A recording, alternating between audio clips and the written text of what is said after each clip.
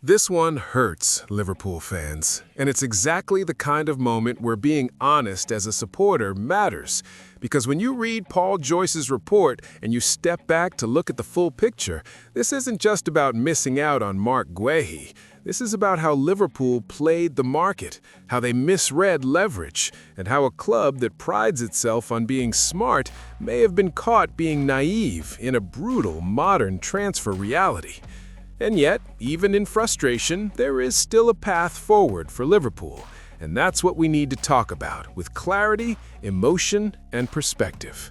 Our understanding on the situation involving Marc Guéhi and Manchester City is that City are stepping up their interest in the pursuit of Guéhi in this window, a player that has emerged as their #1 transfer target in terms of that central defensive recruitment. He's a player that we know Crystal Palace have obviously got great service out of, but he's also a player that almost left in the summer, as you've been discussing, to go to Liverpool. The fee at the time was around £35 million, and it's our understanding it would take a fee that was too good to turn down for Palace to sell him in this window.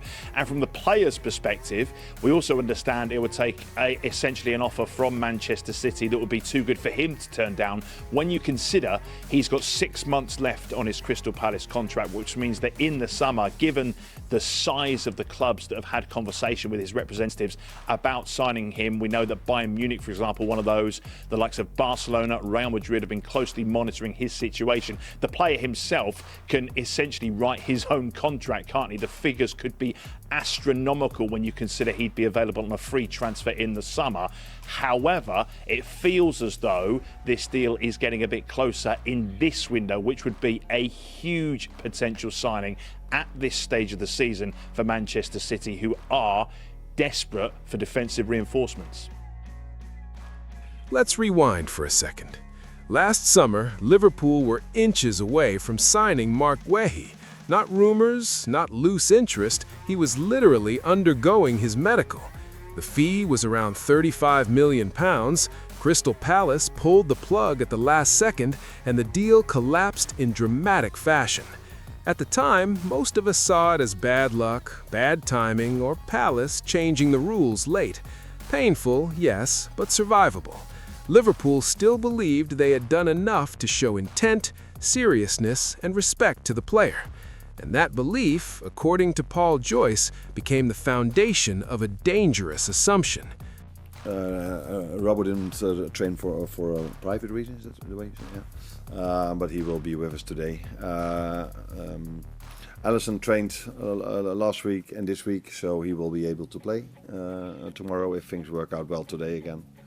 But we do have some issues after the international break, unfortunately. So Conor Bradley is not able to play.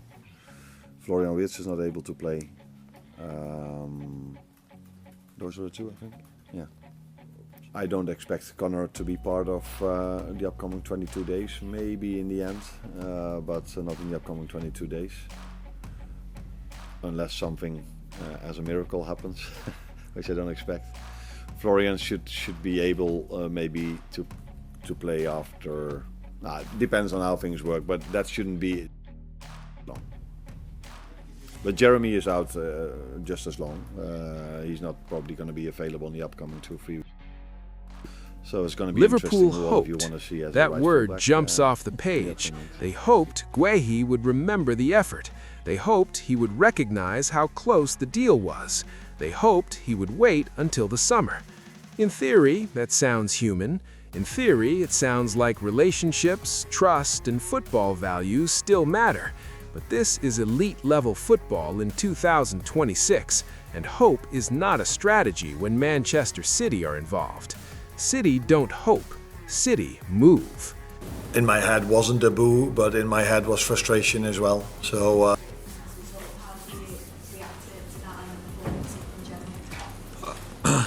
not for the first time, usually frustrating. They come in different fashion, so sometimes it is that we are scoring a goal in extra time, so we expect to win the game, and then you can see another goal in extra time.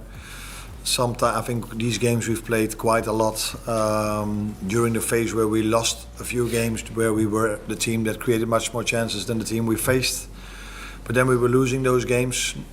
Then we started to become a team that was a bit more careful in conceding chances, and that led to the fact that it made it also more difficult to create a lot. And as a result of that, we've been in a run of games where we haven't lost. And I think today was a game what I like to see, a team that had, even for our standards, more ball possession than we usually have, generating a lot of chances from that ball possession.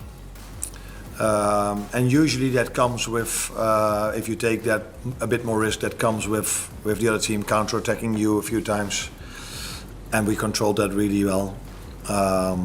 But yeah, in football, one team can have two chances, where it was almost an own goal from us, and score one goal, and another team can have multiple chances and score a goal as well, one goal as well, and then you get the result we got today. James? There was quite a few boos at the final whistle. Do you understand the fan feeling? Yeah, in my head wasn't a boo, but in my head was frustration as well. So if we are Liverpool and we play against Burnley, which we have to give them credit, how they defended, cleared balls off the line, all the things you want to see if you are a Burnley manager, players that try to do everything to prevent us from scoring. But if we as Liverpool are not disappointed anymore by having a draw at home against Burnley, then something is completely wrong. So I completely understand the frustration. I can tell you I have the same, and the players definitely have the same frustration as the fans have. You seem so in control. What changed? Because there was a couple of warning signs before Burnley did score. Was it just a bit of sloppiness crept in? What happened? I think there was one big warning sign when we almost scored an own goal, and that chance and the goal we conceded came from similar situations where we wanted to try to bring the ball out from the back, and we were caught in possession, and twice it led to a dangerous situation. And I think those were the only moments where we struggled, but that was inside 5 minutes, so it felt like we are having a bit of a more difficult spell in the game. So similar, in a similar way, we've conceded those two chances, but during the whole game, I think we did really well in a combination of bringing the ball out from the back, playing a bit more direct. But yeah, great finish from a position which I think we had many better positions to score from, but that's football, and we have to accept that.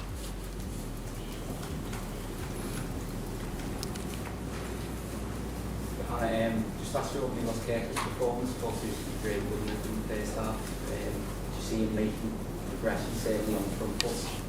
He started really good defensively. Yeah. Going forward.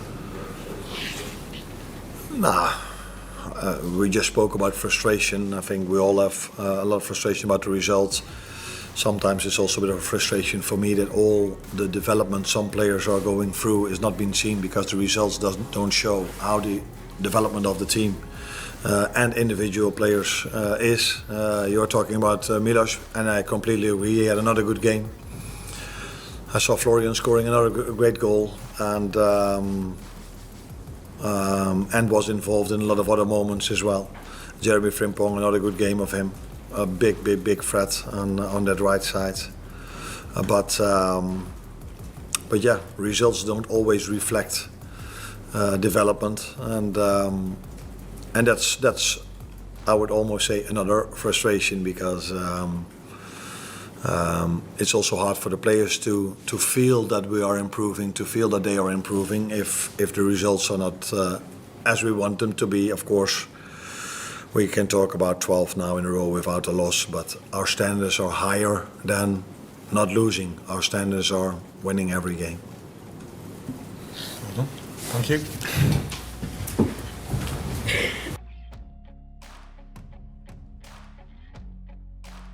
And that's exactly what happened.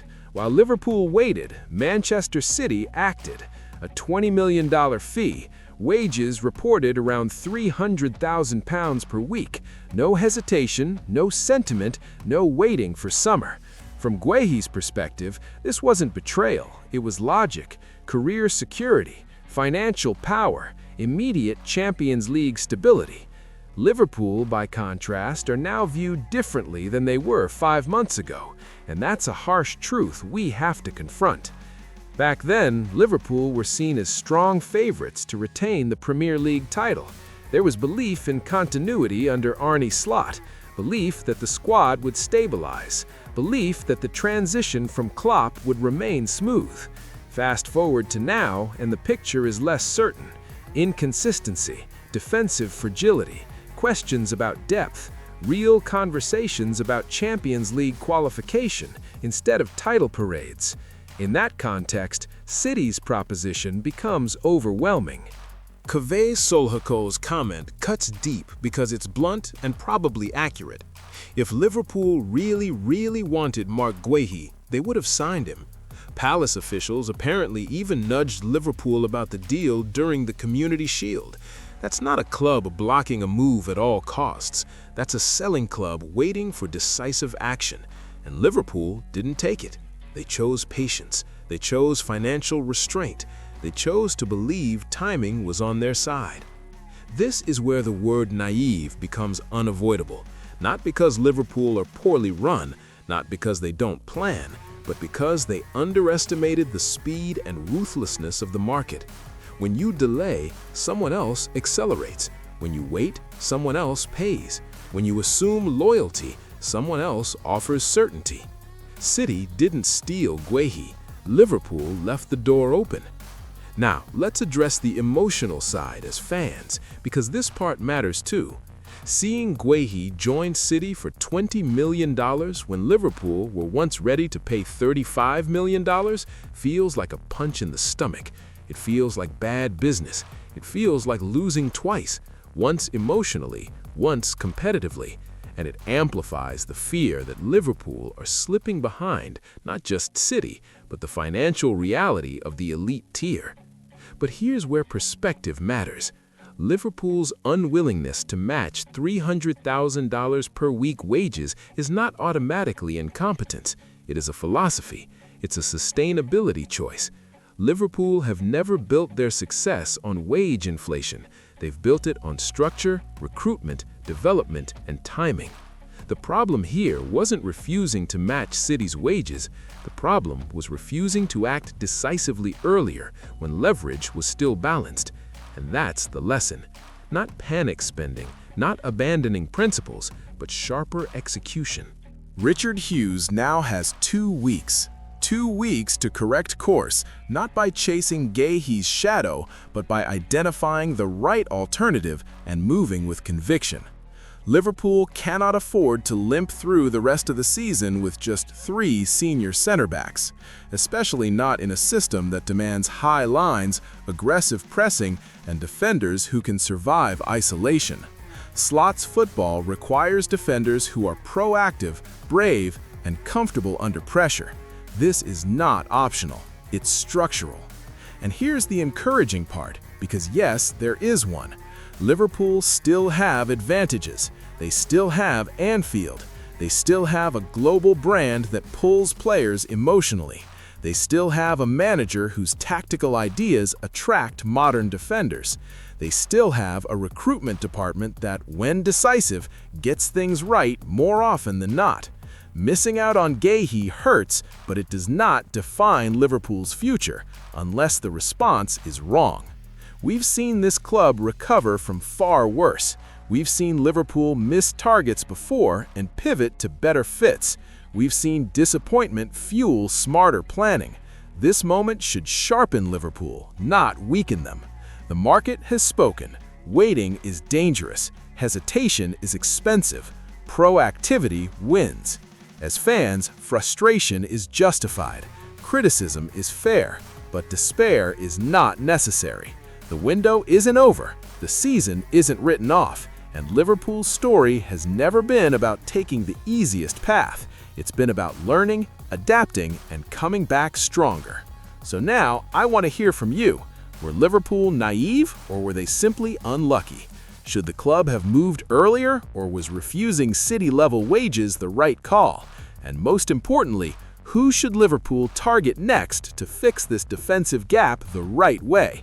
Drop your thoughts in the comments. Let's talk this out as a fan base. If you enjoyed this deep dive, hit that like button, subscribe to Red View Update, and stay with us because the next move Liverpool make could define the rest of this season.